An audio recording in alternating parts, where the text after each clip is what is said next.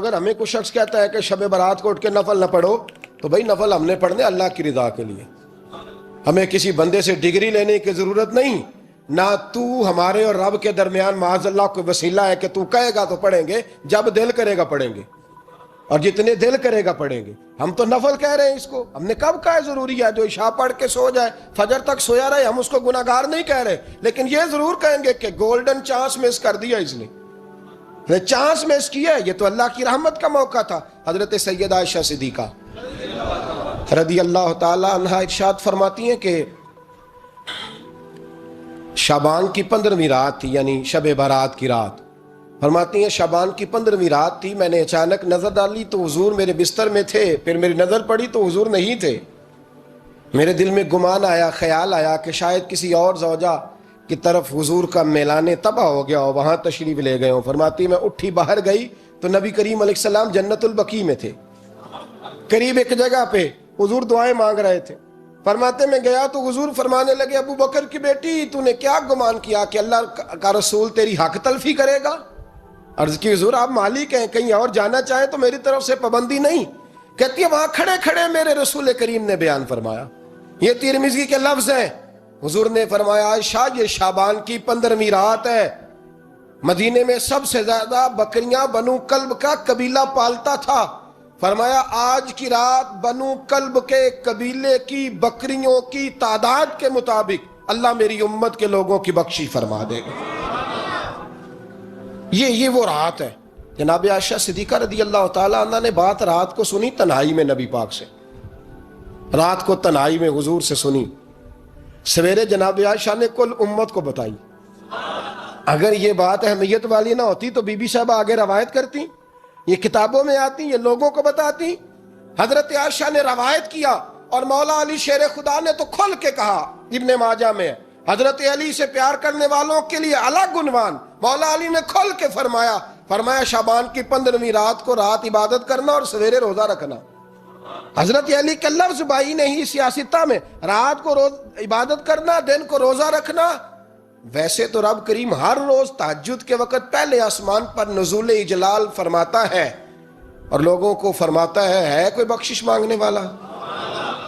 اور فرمایا ہر روز تہجد کے وقت یہ اعلان ہوتا ہے، پر شب برات کو نا شروع رات سے یہ اعلان شروع ہو جاتا ہے۔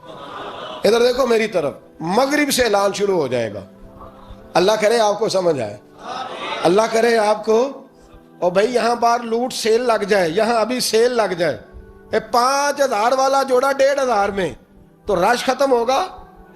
اور بھائی اگر یہ لگ جائے، چلو یہ تو دور کی بات ہے نا، ہم تو لنگر والے لوگ ہیں، اگر لنگر کا اعلان ہو جائے کہ بڑا تگڑا ہے، بڑا تگڑا، ہمارے ہاں تو شادی کی روٹی کھلتی ہے تو لوگ آخری روٹی سمجھ کے کھاتے ہیں، شاید اللہ ماشاءاللہ یہ آخری ہے، اس کے بعد نہ ملے گی۔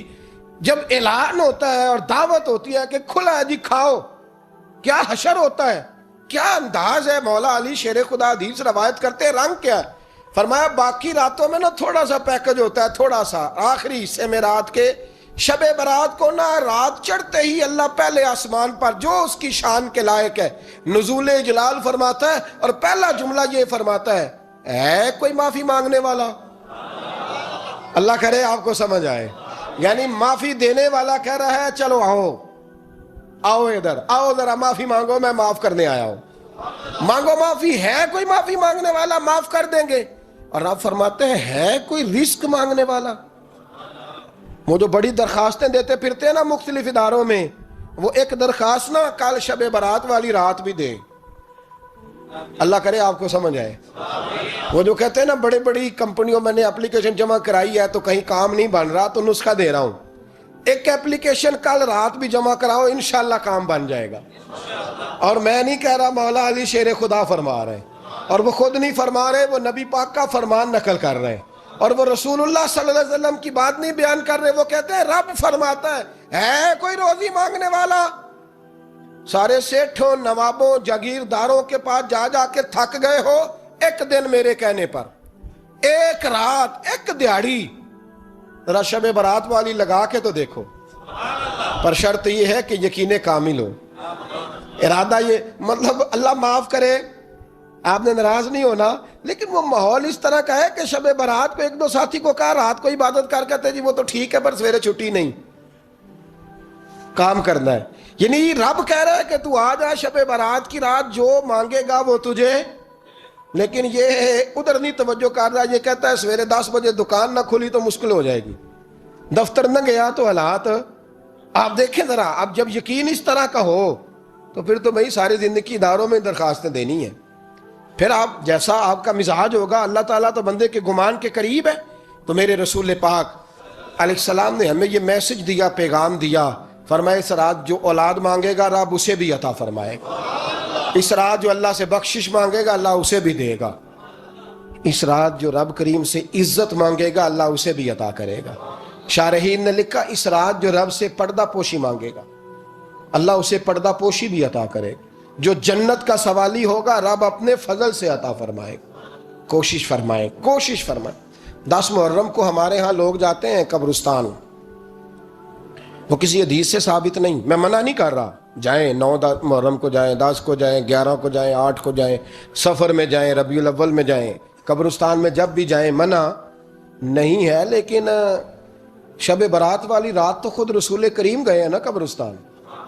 اب جو بات میں نے سمجھانی ہے اس کو سمجھیں، نبی پاک کی والدہ کا مزار نہیں ہے وہاں جنت البقیع میں، حضور کے کو بھائی بہن، حضور کیا کرنے گئے؟ امت کی بخشش کے لیے گئے۔ شب برات کی رات لالچی نہ بنے کہ صرف میں نے اپنے لیے روزی مانگنی ہے، کل امت کے لیے مانگے رب کریم سے، مانگے اپنے بھائی کے لیے، مانگے اپنی بہن کے لیے، مانگے اپنے بیٹے کے لیے، مانگے اپنی بیٹی کے لیے، مانگے اللہ کریم سے۔ یہ مانگنے کی رات ہے۔ پچھلی راتی رحمت رب دی کرے بلند آوازہ، بخشش منگن واریاں کارن کھلا جے دروازہ، آئیں اللہ کی بارگاہ میں اس رات کو کھل کے دعا مانگیں۔ قبرستانوں میں نہ کچھ قبریں ایسی ہیں کہ جو بتاتی ہیں کہ سالوں بیت گئے ہیں کوئی آیا نہیں، کچھ قبریں بتاتی ہیں۔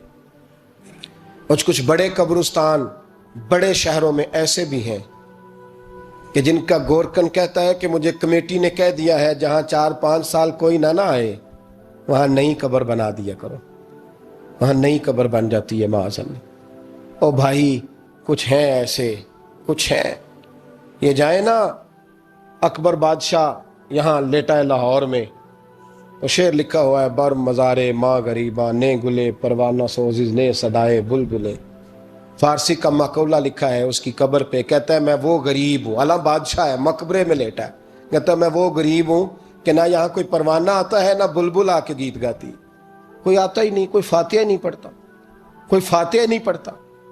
او بھائی کئی قبریں ایسی ہیں جن پہ سالوں بیت گئے کوئی لوٹا نہیں۔ اور مشکات میں حدیث ہے، میرے نبی کریم علیہ السلام نے فرمایا جو قبر میں ہوتا ہے وہ تو اس آدمی کی طرح ہے جو دریا میں ڈوب رہا ہے اور وہ انتظار کر رہا ہے کہ میرا بیٹا میرے لیے دعا مانگے، میری بیٹی دعا مانگے، پر بیٹے کو تو 27 سال ہو گئے، ملک سے باہر ہے، کاغذ بنے گے تو ابے کی قبر پہ آئے گا نا، اس کے تو کاغذات ہی نہیں مکمل ہو رہے، وہ بیٹے کو تو مشکل ہے بڑی، وہ تو کاغذات نہیں بن رہے، وہ تو دولت کا مطالبہ پورا ہوگا تو جب ہی وہ کام ہوگا نا۔ انتظار ہو رہا ہے قبروں میں میرا بیٹا دعا کرے، میرا بھائی دعا کرے، اور اگر بچہ دفن ہے تو وہ کہتا ہے میری ماں دعا کرے، میرا باپ دعا کرے۔ کوشش کریں شب برات بعد از مغرب یہ رواج پیدا کریں، یہ رسول اللہ کا طریقہ ہے صلی اللہ علیہ وسلم۔ قبرستان میں جائیں اور جا کر کے وہاں اللہ تبارک و تعالیٰ سے دعا مانگیں کہ یا اللہ جو اس قبرستان میں لیٹے ہیں وہ بھی، اور جو آج تک کلمہ پڑھنے والے دنیا سے گئے وہ بھی، اور جو قیامت تک جائیں گے وہ بھی، اے اللہ تو سب کی بخشش فرما دے۔ اللہ کی رحمت کو محدود نہ کریں کہ صرف مجھے بخش دے، اسے کہیں یا اللہ کل کی بخشش فرما۔ ساری امت کے لیے دعا کریں، شب برات کی رات نفل پڑھیں۔ ہمارے ہاں محفل ہوتی ہے ہر سال الحمدللہ، بڑے شوق سے بڑا خوبصورت ہم اہتمام کرتے ہیں، لیکن میں اکثر دوستوں سے کہا کرتا ہوں کہ جن کو اکیلے میں نفل پڑھنے میں مزہ آئے وہ اکیلے میں پڑھیں۔ کتنی کھلی بات کر رہا ہوں، میں پابند نہیں کر رہا کہ آپ یہاں آئیں گے محفل میں آئیں گے ضروری ہے، بھئی آپ کو اکیلے میں مزہ آتا ہے نا، کچھ لوگ تنہائی میں ہو تو دل زیادہ لگتا ہے، وہ تنہائی میں کریں اللہ اللہ کوئی عرض نہیں، لیکن کچھ ایسے ہیں کہ نعت سنتے ہیں تو دل نرم ہوتا ہے، تقریر سنتے ہیں تو دل نرم ہوتا ہے. تو جن کا اس طرح نرم ہوتا ہے وہ مسجد میں آئے, بات سنے. کچھ کو سب کے بیچ بیٹھ کے رونا آتا ہے. حضرت سعدی شیرازی فرمایا کرتے تھے کچھ لوگوں کے آنسو مجھے رلا جاتے ہیں. فرماتے ہیں کچھ کی آنکھیں دیکھ کے رو پڑتا ہوں, لہٰذا میں جب بھی ذکر کرتا ہوں محفلوں میں بیٹھ کے کرتا ہوں. تنہائیوں میں مجھ سے نہیں ہوتا, تو جس سے نہیں ہوتا وہ آئے نا, مسجد میں آئے, رات عبادت کریں. کل مغرب سے پہلے کام سمیٹ لیں سارے, اور مغرب کے بعد یہ رات شروع ہوگی, مغرب کے بعد ایک چھٹی کر لو اللہ رسول کے لیے. کر لیں گے انشاءاللہ تعالی ایک چھٹی. اور توبہ کی رات ہے یہ, توبہ کرنی. توبہ کس کو کہتے ہیں؟ توبہ کا معنی ہے پچھلے گناہ پر پچھتانا, شرمسار ہونا. کہتے نہیں اے کاش میں نہ کرتا, اور وہ لفظوں میں نہیں, جملوں میں نہیں, توبہ رٹی رٹائی نہیں.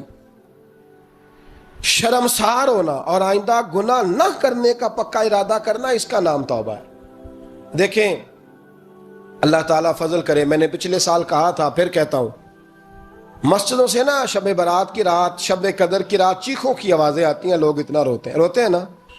رونا چاہیے, کم روتے ہیں, زیادہ رونا چاہیے. لیکن سوال یہ ہے کہ اتنا زیادہ لوگ شب برات کی رات روتے ہیں, کیا پھر سویرے بددیانتی ختم ہو جاتی ہے؟ جو رات مسجد میں کھل کے رو کے آیا ہے اس کا پروگرام ہے نا کہ اب ملاوٹ کبھی نہیں کرے گا, اب گاہکوں سے جھوٹ کبھی نہیں بولے گا, اب وہ بددیانتی کا معاملہ کبھی نہیں کرے گا. لیکن رات روتا بھی رہے اور سویرے پروگرام یہ ہو کہ میں نے پھر لوگوں کو فریب دینا ہے, داؤ لگانا ہے, تو اس نے توبہ کیا رات کے, یہاں بس یہ ایکٹنگ کر کے لوٹ آیا ہے. یعنی بڑی سجا بنا کر کے, سوار کر کے رات توبہ کی. کیا مطلب ہے توبہ کا؟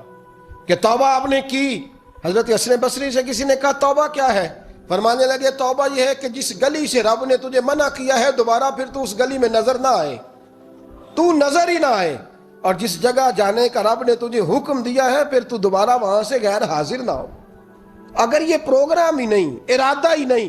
بچے ایک دو مجھے کہنے لگے کل حضرت صاحب توبہ کے موضوع پر ہم نے گفتگو کرنی ہے, تو کوئی باب بتائے کہاں پہ ہے. کچھ بچے شاگرد ہیں, کچھ مسجدوں میں جمعہ پڑھاتے ہیں. ایک نے مجھ سے کہا, تو میں نے کہا بیٹے پہلے مسجد میں جاؤ, 2 نفل پڑھو, توبہ کرو, توبہ کا ارادہ بناؤ. یہ رسم نہیں ہے.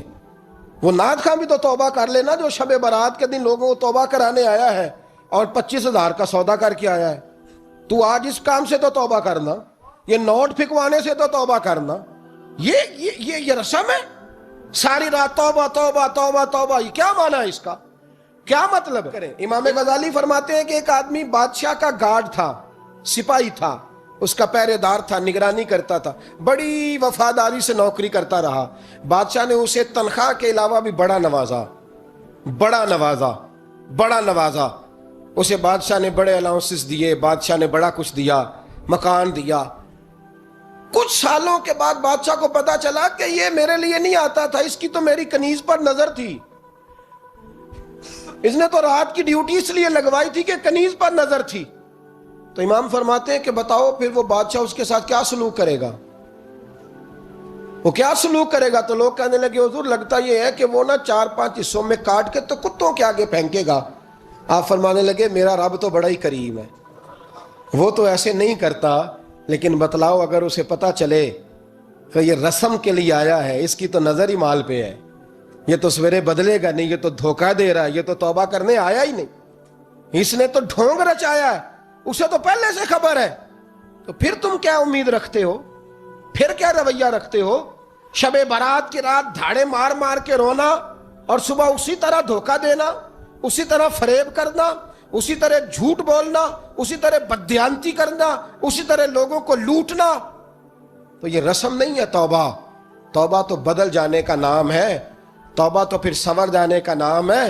توبہ تو اس طرح ہے جس طرح حضرت ابراہیم ابن ادھم نے کی تھی. وقت کے بادشاہ تھے, بادشاہ جب توبہ کی تو پھر ہر چیز چھوڑ دی, پھر مال لوگوں میں بانٹ دیا اور پھر ٹاٹ کا لباس پہن کر زندگی گزاری. لوگوں نے کہا حضور یہ تبدیلی ہے. فرمایا تبدیلی نہیں, یہ میری توبہ ہے, یہ میری توبہ ہے. جب توبہ کی تو پھر بدل کے کی, جب توبہ کی تو پھر تبدیل کیا آپ نے. یہ کیا توبہ ہوئی؟ ساری رات روتے رہے, سویرے دکان پہ جا کے پھر قسم اٹھائی کہ مجھے تو پڑتا ہی 11,000 کا ہے. یہ توبہ ہے؟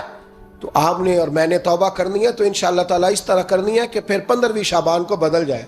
یہ جو موقع آتے ہیں نا شب برات کے, شب قدر کے، یہ بنیادی طور پر اللہ تعالیٰ کی طرف سے دی ہوا موقع ہوتا ہے کہ چلو تمہیں چانس دیتے ہیں، تمہیں چانس دیتے ہیں، پابندی کوئی نہیں، لیکن رب کی طرف سے نا موقع ملتا ہے، چلو تمہیں ایک موقع دیتے ہیں، چلو اپنے آپ کو کلیئر کر لو، تمہیں موقع دیتے ہیں۔ یا اللہ کیا کرے، کچھ بھی نہیں، آ کے نا سچے دل سے 2 رکعتیں پڑھ کے توبہ کرو، عرش کا مالک پچھلے سارے معاف کر دے گا۔ کچھ بھی نہیں، آؤ موقع ہے۔ ان لوگوں کی باتوں پہ نہ جائیں جو بلا وجہ پریشان کرتے ہیں، ہمیں بھی روز ہی سوال آتے ہیں، دل نہیں کرتا، کچھ باتیں ایسی ہیں جو کرنے کو طبیعت نہیں چاہتی، میں کروں گا بھی نہیں۔ لوگوں کو شب برات کا حوالہ بھی نہیں مل رہا، حالانکہ ترمذی شریف میں حدیث موجود ہے، صحاح ستہ کی روایت ہے، ترمذی میں موجود ہے۔ پہلے کہتے ہیں صحاح ستہ سے دکھاؤ، جب صحاح ستہ سے مل گئی تو آپ اور کدھر جانا ہے؟ اور ابن ماجہ میں موجود ہے مولا علی کی روایت، اور ذرا ترتیب دیکھیے گا، یہ ترمذی کی حدیث ہے، امام ترمذی نے تو پورا باب باندھا ہے 15ویں شعبان پر، پورا باب۔ اب تمہاری مرضی ہے، اگر تم نئی بات کو سمجھنا چاہتے۔ اور مجھے پتا کیوں یہ شب برات کیا لگتا ہے، مجھے کبھی کبھی یوں لگتا ہے کہ رب فرماتا ہے کہ رمضان سے 15 دن پہلے ہی پکی سچی توبہ کر لے، تیاری کر، پاک صاف ہو جا، تاکہ جب رمضان آئے نا تو پھر تجھے پاک ہونے کی ضرورت نہ پڑے، بس پھر تو آتا جائے اور میں تیرے اوپر رحمتیں نچھاور کرتا جاؤں۔ بس تو پہلے ہی تیاری کر، 15 دن پہلے ہی، 14 دن پہلے تیار ہو جا۔ کل رات اپنے آپ کو ذہنی طور پر تیار کریں، بچوں کو تیار کریں، گھروں کو تیار کریں۔ اب جب مہمان آتے ہیں نا بڑا کچھ کرتے ہیں، شب برات آئے تو مصلی ایک دفعہ دھویا کریں، ایک دفعہ مصلی دھویا کریں۔ فرش دھوتے ہیں نا، مہمانوں نے آنا ہے تو ایک کمرے کا فرش دھو کے صاف کریں کہ خواتین نے یہاں ساری رات نماز پڑھنی، یہ ارادے بنائیں۔ جس طرح آپ کہتے ہیں نا رات کو سفر کرنا ہے تو دوپہر میں تھوڑا آرام نہ کر لوں، تو کل دوپہر میں آرام کر لیں، تاکہ رات کو رب رب کرنا آسان ہو جائے، اللہ کی بارگاہ میں بیٹھنا آسان ہو جائے۔ مکمل طور پر ذہنی طور پر اپنے آپ کو تیار کریں۔ یہاں بھی محفل ہوگی انشاءاللہ، عشاء کے متصل بعد شروع ہو جائے گی، 12 بجے تک محفل چلے گی، پھر 12 بجے کے بعد نماز تسبیح پڑھی جائے گی، پھر 1 بجے پھر دوبارہ آپ کو اجازت دی جائے گی، کوئی انفرادی طور پر گھنٹہ سوا اپنی الگ سے کوئی عبادت کرنا چاہے تو وہ تب بھی ممکن ہو، جیسے آپ کو موقع بنے۔ میں کہہ چکا ہوں، لیکن وقت ضائع نہ کرنا، گولڈن چانس ہے، اس کو مس نہ کرنا، یہ شب نجات ہے، اس کے ضرور قریب جانا۔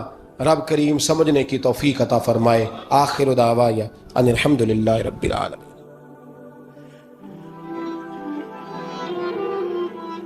ہماری ذمہ یہ ہے کہ ہم اپنے گناہوں کا احساس پیدا کریں، ہماری ذمہ داری یہ ہے کہ ہم توبہ سچی اور کھری کریں، ہماری ڈیوٹی یہ ہے کہ ہم اللہ کی بارگاہ میں صحیح معنوں میں حاضری دیں۔ ہم توبہ بھی جھوٹی کرتے ہیں، بلکہ اگر میں کہوں کہ مذاق کرتے ہیں۔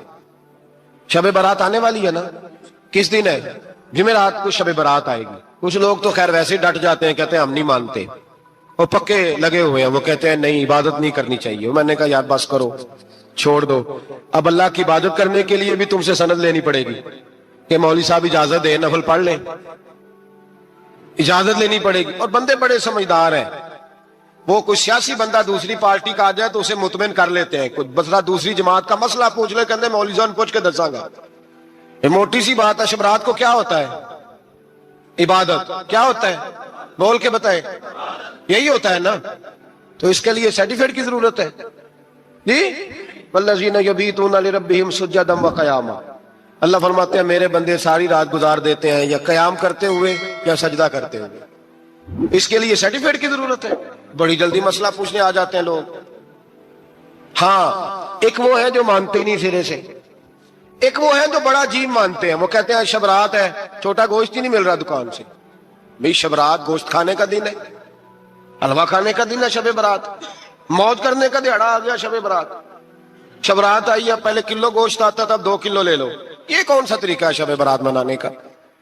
اور پھر شب برات منائی جائے گی، معراج شریف سے پٹاخے چل رہے ہیں روز شام کو، چلتے ہیں نا؟ نہیں، میں کہ اور مینوں غلطی لگ دی، تسی بولے نہیں نا، چلتے ہیں پٹاخے؟ کون بیچتا ہے پٹاخے؟